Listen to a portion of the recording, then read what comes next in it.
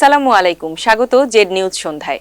সারাদিনের গুরুত্বপূর্ণ সংবাদ নিয়ে আপনাদের সাথে আছি আমি আনুশা সুমাইয়া। শুরুতেই শিরোনাম। খালেদা জিয়ার শারীরিক অবস্থা অপরিবর্তিত, বিদেশে নেয়ার বিষয়ে এখনো সিদ্ধান্ত দেয়নি মেডিকেল বোর্ড।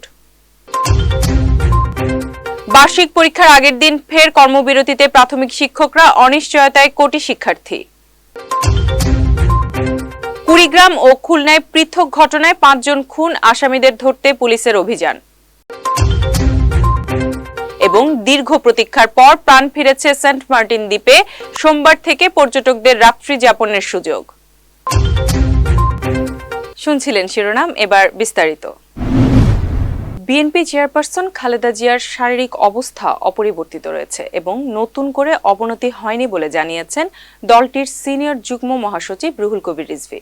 দুপুরে নয়াপল্টনে দলটির কেন্দ্রীয় কার্যালয় থেকে এক সংবাদ সম্মেলনে একথা জানান মিস্টার রিজভী। রিজভী বলেন, খালেদা জিয়ার শারীরিক অবস্থা অপরিবর্তিত রয়েছে এবং তার বিদেশ যাওয়ার ব্যাপারে মেডিকেল বোর্ড এখনো কোনো পরামর্শ দেননি। বেগম জিয়ার সুস্থতার জন্য দলের নেতাকর্মী সহ দেশবাসীর কাছে দোয়ার আহ্বান জানান তিনি। একই সাথে খালেদা জিয়ার শারীরিক অবস্থার কারণে এবছর বিজয় দিবস উপলক্ষে মশাল প্রজ্বলন কর্মসূচি স্থগিত রাখার ঘোষণা দেওয়া হয়, তবে পূর্ব ঘোষিত রোড শো কর্মসূচি অনুষ্ঠিত হবে বলে জানিয়েছেন তিনি।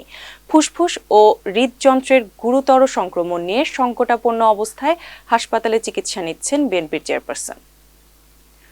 3 দফা দাবিতে টানা কর্মবিরতি চালিয়ে যাচ্ছেন সরকারি প্রাথমিক বিদ্যালয়ের সহকারী শিক্ষকরা। এতে 65,500 প্রাথমিক বিদ্যালয়ে পাঠদান কার্যত স্থবির হয়ে গেছে। আগামীকাল থেকে বার্ষিক পরীক্ষা শুরু হওয়ার কথা থাকলেও আজ রাতের মধ্যে দাবি পূরণের আশ্বাস না পেলে পরীক্ষা বর্জনের ঘোষণা দিয়েছেন আন্দোলনরত শিক্ষকরা। ফলে প্রাথমিক শিক্ষা ব্যবস্থা বড় ধরনের অনিশ্চয়তায় পড়তে যাচ্ছে। বিস্তারিত প্রতিবেদন।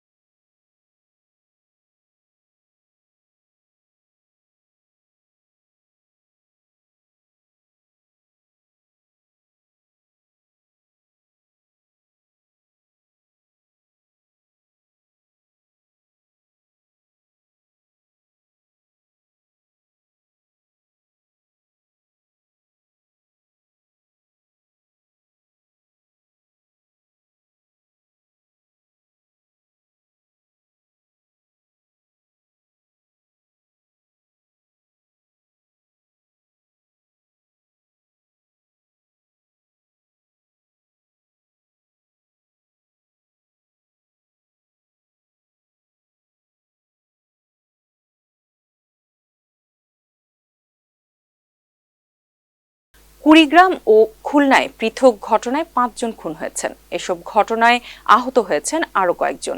কুড়িগ্রামের নাগেশ্বরীতে জমি জমা সংক্রান্ত বিরোধের জেরে দুপক্ষের সংঘর্ষে এক নারী সহ 3 জন নিহত হয়েছেন। দুপুরে উপজেলার সন্তোষপুর ইউনিয়নের হাইলাটারি গ্রামে এ ঘটনা ঘটে। নাগেশ্বরী থানার ওসি রেজাউল করিম রেজা বিষয়টি নিশ্চিত করেছেন। পুলিশ ঘটনাস্থলে পৌঁছে পরিস্থিতি শান্ত করেছে। অভিযুক্তদের গ্রেফতারের চেষ্টা চলছে। এদিকে খুলনায় আদালত চত্বরে দুর্বৃত্তের গুলিতে 2 জন নিহত হয়েছেন। দুপুর 12:30টার দিকে ঘটনা ঘটে। প্রত্যক্ষদর্শীরা জানান, আসামিরা হাজিরা দিয়ে মোটরসাইকেলে বের হওয়ার মুহূর্তে দায়রা জজ আদালতের সামনে তাদের লক্ষ্য করে গুলি চালানো হয়। পরে দুর্বৃত্তরা দ্রুত ঘটনাস্থল ত্যাগ করে। হামলাকারীদের শনাক্তে তদন্ত শুরু করেছে পুলিশ।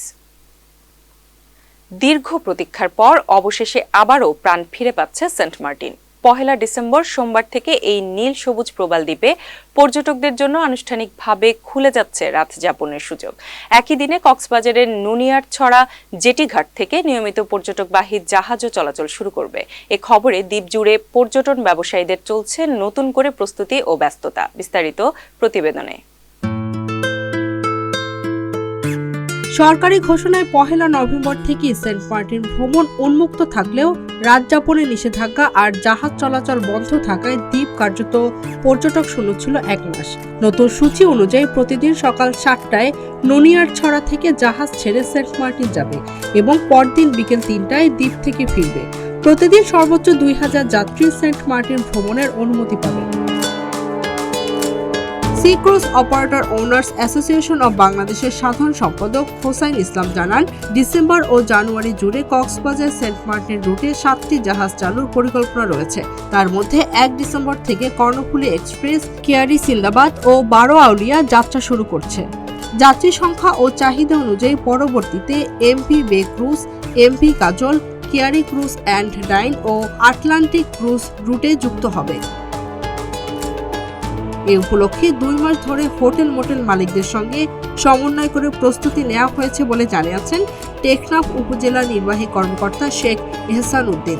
পরিবেশ অধিদপ্তরের একটি দল ঘাট এলাকায় নজরদারিতে থাকবে। জাহাজ চলাচলের জন্য বিআইডব্লিউটিএ ও পরিবেশ মন্ত্রণালয়ের অনুমোদন বাধ্যতামূলক থাকবে। পর্যটকদের বাংলাদেশ ট্যুরিজম বোর্ড অনুমোদিত ওয়েবসাইট থেকে ট্রাভেল পাস সহ কিউআর কোড যুক্ত টিকিট নিয়ে ভ্রমণ করতে হবে। সব সীমাবদ্ধতা আর অনিশ্চয়তার মাঝেও সেন্ট মার্টিনের হোটেল, রিসোর্ট, দোকানদার, নৌ ব্যবসায়ী সবাই আশাবাদী। তাদের মতে দীর্ঘদিন পর শুরু হওয়া এই নতুন উদ্যোগ আবারও সেন্ট মার্টিনকে ভরিয়ে দেবে পর্যটকের কোলাহলে। Z news, Dhaka. মিনিকেট চাল দেশ জুড়ে বেশ জনপ্রিয়, তবে বাজারজাত করা এই চালের পেছনে নেই কোনো স্বীকৃত ধানের জাত। তাহলে প্রশ্ন ওঠে, এই জাতের ধান না থাকলে চাল হলো কিভাবে? অনুসন্ধানে এই কারসাজি উঠে এসেছে কুষ্টিয়ার খাজানগরে। সেখানে বিভিন্ন জাতের ধান থেকে উৎপাদিত চাল পলিসের মাধ্যমে চকচকে ও সাদা করে মিনিকেট নামে বাজারজাত করছেন মিল মালিকরা। এতে প্রতিনিয়ত প্রতারিত হচ্ছেন ভোক্তারা। কুষ্টিয়া থেকে পাঠানো তথ্য ছবিতে বিস্তারিত প্রতিবেদনে।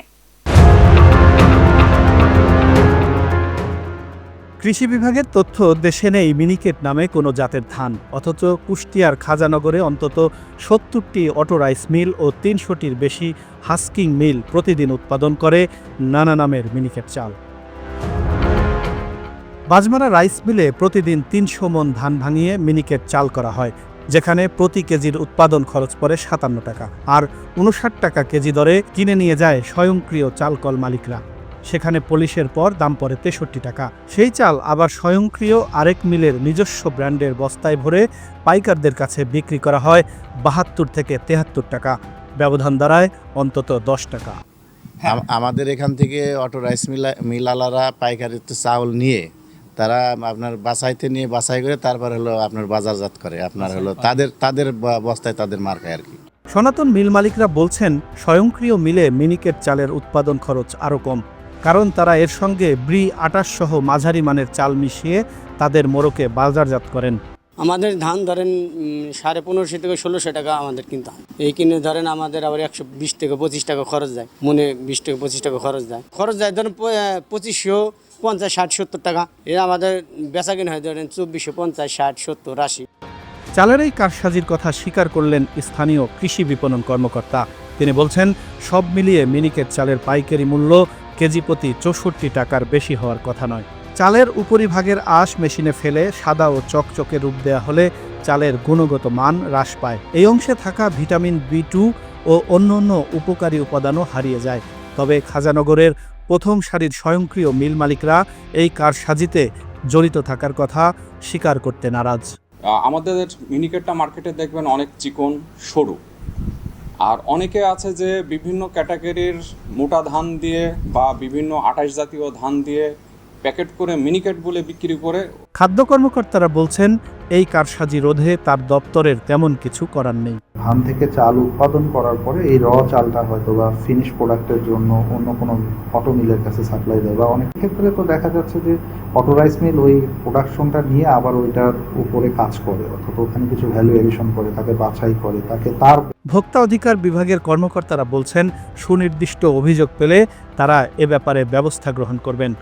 72, 73, 74 এর ভিতরেই সবাই কিন্তু এই যে কটা ব্র্যান্ডেড কোম্পানির নাম করে 7-8টা, ওরা কিন্তু এই রেটে বিক্রি করছে, অর্থাৎ 5-6 টাকা কমাইয়ে ওইভাবেই তারা চালিয়ে যাচ্ছে। সুতরাং চালের এই চালগুলোর দাম কোনো ক্রমেই কিন্তু আপনার ওই 64-65 এর উপরে হওয়ার কোনো সুযোগ নেই।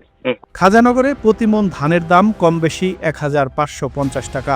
ভাঙানোর পর চাল পাওয়া যায় 26 কেজি। কুড়া বা তুষ বিক্রি হয় 156 টাকার, খুদ হয় 1 কেজি, যার মূল্য 40 টাকা। আর স্বয়ংক্রিয় মিলে 40 কেজি ধান ভাঙানোর পর সেখান থেকে 8 কেজি রাইস ব্রান পাওয়া যায়, যার দাম 240 টাকা। এই হিসেবে স্বয়ংক্রিয় মিলে উৎপাদিত মিনিকেট চালের মূল্য অনেক কম হওয়ার কথা, কিন্তু বাস্তবে এর চিত্র উল্টো। Z news, Dhaka. এবার আন্তর্জাতিক। যুদ্ধবিরতি কার্যকর হওয়ার পরও গাজায় দখলদার ইসরায়েলি হামলা অব্যাহত রয়েছে।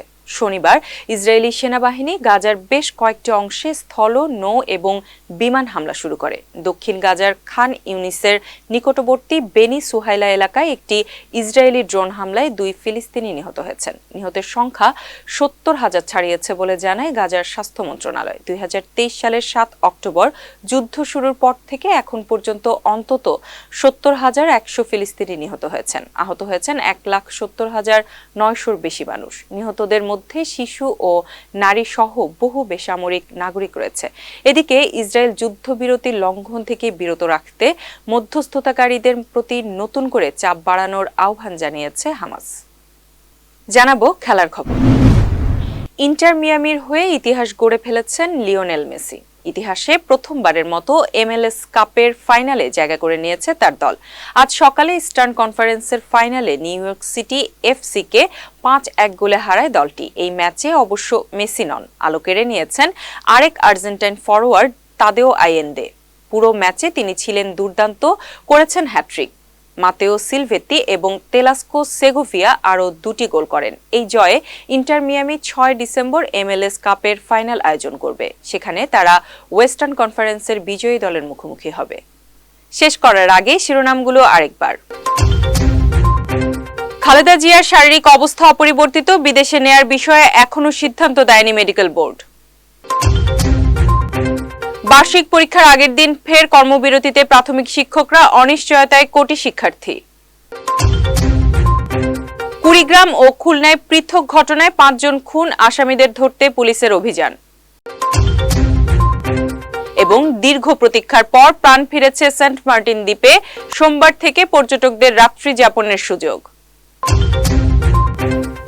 এই ছিল আজকের আয়োজন। নিয়মিত সংবাদ আপডেট পেতে লগ ইন করুন আমাদের ফেসবুক পেজ www.facebook.com/jednews.news। এছাড়া নিয়মিত আমাদের অনুষ্ঠান দেখতে ভিজিট করুন www.youtube.com/@jednews এবং ওয়েবসাইট ফলো করুন www.jednews.news ঠিকানায়। যুক্ত থাকুন, আপডেট থাকুন। ধন্যবাদ।